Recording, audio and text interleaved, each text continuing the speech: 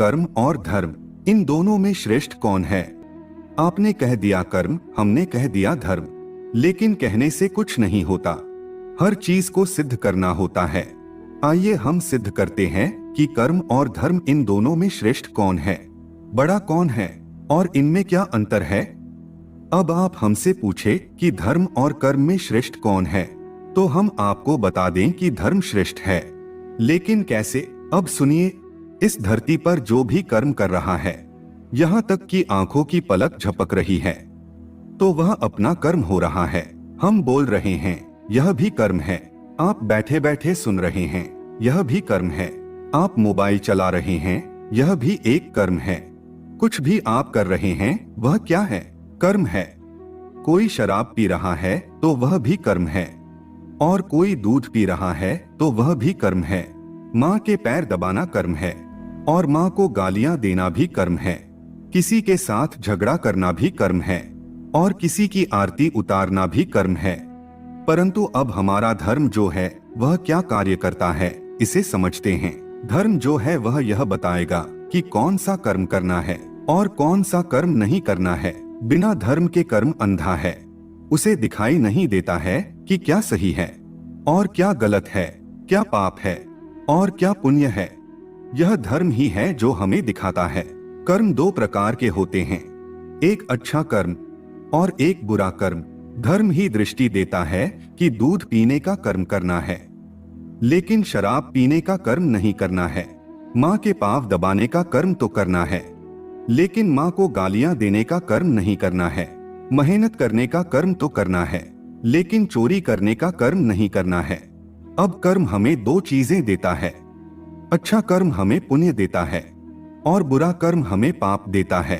अब कोई व्यक्ति किसी प्राणी को मारकर और उसे पकाकर खा रहा है, तो वह भी अपना कर्म तो कर रहा है, लेकिन उसे धर्म का ज्ञान ना होने से उसका वह कर्म उसे पाप दे रहा है।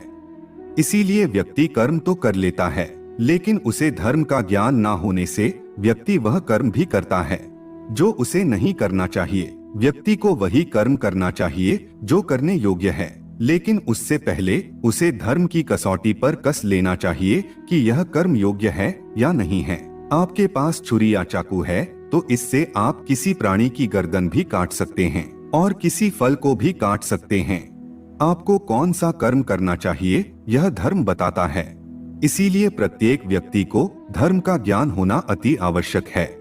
सूर्य का धर्म है सौरमंडल में प्रकाश फैलाना, पानी का धर्म है जीवधारियों की प्यास को बुझा देना।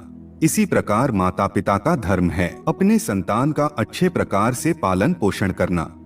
उसी प्रकार संतान का धर्म है माता पिता को वृद्धावस्था में सहारा देना। शासक का धर्म है प्रजा का पूरी लगन के साथ पालन करना। उसी तरह विद्यार्थी का धर्म है ध्यान पूर्वक विद्या अध्ययन करना। इस तरह से ईमानदारी पूर्वक अपने कर्तव्य का निर्वाह करना ही वास्तविक धर्म है। अब धर्म को सही अर्थ में जानना भी बहुत जरूरी है। जैसे कि हमारे यहाँ कहा गया है कि अहिंसा परमो धर्मः। अब एक राजा के लिए अहिंसा यानी दूसरे राज्य के राजा को या उनके प्रजाजनों की बुरी महत्वाकांक्षाओं के चलते हिंसा न करना होता है। साथ में अपने राज्य के भी नागरिकों की और प्राणियों की हिंसा ना करें। लेकिन जब कोई लुटेरा या आक्रमणकर्ता हमला कर दे तो उस दुश्मन को और उसकी सेना को नेस्तनाबूद करना ही राजा का धर्म होता है। ऐसे समय अहिंसा परमो धर्मः उसका धर्म नहीं हो सकता।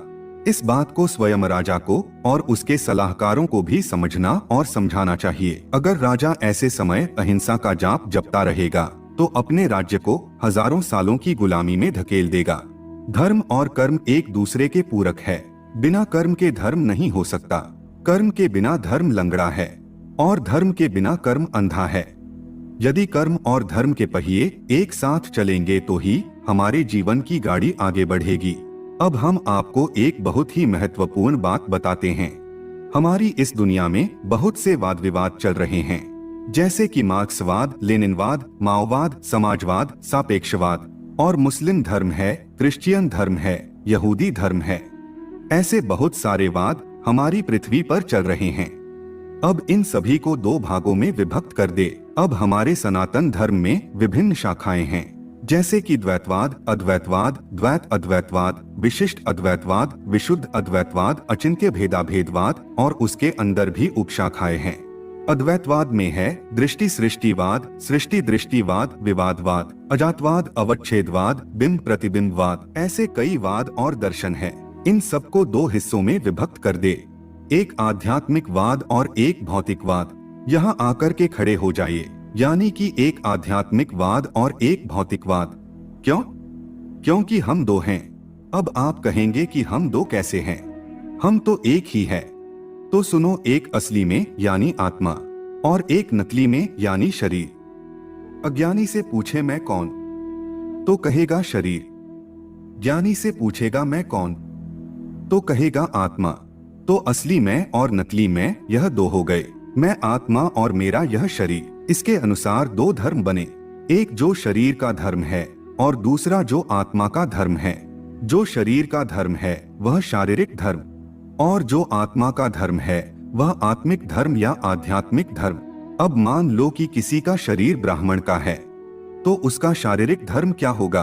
उसका शारीरिक धर्म होगा पूजा पाठ करना, अध्ययन करना और करवाना। और जो वेदों में ब्राह्मण के लिए बताया गया है वह उसका शारीरिक धर्म होगा। तो अब आत्मा क्या है? क्या आत्मा भी ब्राह्मण है? जी नहीं, आत्मा की कोई उपाधि नहीं होती है। न अहम मनुष्यो न च देव यक्ष न ब्राह्मण क्षत्रिय वैश्य शूद्र न ब्रह्मचारी न गृही वनस्थो भिक्षुन चाहम निस्बोध रूपः। तो आत्मा कहती है कि मैं देवता, यक्ष, ब्राह्मण, क्षत्रिय, वैश्य, शूद्र, ब्रह्मचारी, गृही और सन्यासी नहीं हूँ। मैं तो निज बोध स्वरूप शुद्ध आत्मा हूँ। तो आत्मा का धर्म क्या होता है? आप सभी जानते ही होंगे कि आत्मा परमात्मा का अंश है। तो आत्मा का धर्म होता है अपने अंशी को धारण करना, यानी परमात्मा को धारण करना, परमेश्वर की भक्ति करना, परमेश्वर को जानना, अपने आप को जानना यानी आत्मा को जानना और परमेश्वर में लीन हो जाना ही आत्मा का धर्म है। तो शरीर का धर्म क्या होता है? तो अपनी सांसारिक परिस्थितियों के अनुसार अपने कर्तव्य आदि का पालन करना, यह शारीरिक धर्म होता है। अब इससे हमें चार प्रकार के लोग मिलते हैं। पहला है कर्मी। अब जो कर्मी होता है वह शारीरिक धर्म करता है, अपनी ड्यूटी करता है, लेकिन आध्यात्मिक धर्म का पालन नहीं करता, भगवान में मन नहीं लगाता, आत्मा क्या है वह नहीं जानता और परमेश्वर को भी नहीं जानता। अब नंबर 2 है विकर्मी। विकर्मी शारीरिक धर्म भी नहीं करता और आध्यात्मिक धर्म भी नहीं करता, इसीलिए विकर्मी सीधे नरक जाता है। तीसरा है कर्मयोगी। कर्मयोगी शारीरिक धर्म भी करता है और आध्यात्मिक धर्म भी करता है, वह दोनों ही धर्मों का पालन करता है। और चौथा है कर्म सन्यासी। कर्म सन्यासी क्या करता है? तो वह शारीरिक धर्म को छोड़ देता है, मात्र आध्यात्मिक धर्म का ही पालन करता है, जैसे कि संसार छोड़कर बने हुए असली त्यागी, बैरागी, योगी इत्यादि। अब हम रहते तो इस संसार में ही हैं, सन्यासी तो हम है नहीं। तो हमें कर्मयोगी बनना चाहिए, शारीरिक धर्म का भी पालन करना चाहिए और आध्यात्मिक धर्म का पालन भी करना चाहिए। गीता में भी भगवान श्री कृष्ण अर्जुन को कर्मयोगी बनने की सलाह देते हैं। और अगर आप ऐसा नहीं कर सकते तो सब कुछ छोड़कर प्रभु की शरण में चले जाएं, क्योंकि हम सभी आत्माओं के लिए आध्यात्मिक परमो धर्म है, आत्मिक धर्म ही परम धर्म है। अब जब संसार में धर्म का क्षय होने लगता है, पुत्र अपने पुत्र धर्म का पालन नहीं करता, पत्नी अपने पत्नी धर्म का पालन नहीं करती, राजा अपने राज्य धर्म का पालन नहीं करता, लोग धर्म क्या है यह भूलने लगते हैं और झूठे संप्रदायों के चंगुल में फंसकर झूठे धर्म का पालन करने लगते हैं। मानव अपने मानवता के धर्म को भूल जाता है, इंसान अपनी इंसानियत के धर्म को भूल जाता है। व्यक्ति क्या सही है और क्या गलत है इसका निर्णय नहीं कर पाता और संसार में अराजकता, अंधकार, अविश्वसनीयता और अधर्म अपने चरम सीमा तक पहुंच जाता है। तब भगवान पापियों का और दुष्टों का नाश करने के लिए अपने इस कथन को साकार करते हैं। यदा यदा हि धर्मस्य ग्लानिर्भवति भारत अभ्युत्थानम् अधर्मस्य तदात्मानं सृजाम्यहम् परित्राणाय साधूनां विनाशाय च दुष्कृतां धर्म संस्थापनार्थाय संभवामि युगे युगे। तो मित्रों, ऐसी ही ज्ञान भरी और आध्यात्मिक बातें जानने के लिए आप हमारे चैनल आर्य लोक को सब्सक्राइब कर सकते हैं। आप अपने विचार कमेंट में जरूर बताएं। और प्रस्तुति को लाइक भी अवश्य करें। सब सुखी हो, सबका कल्याण हो। धन्यवाद।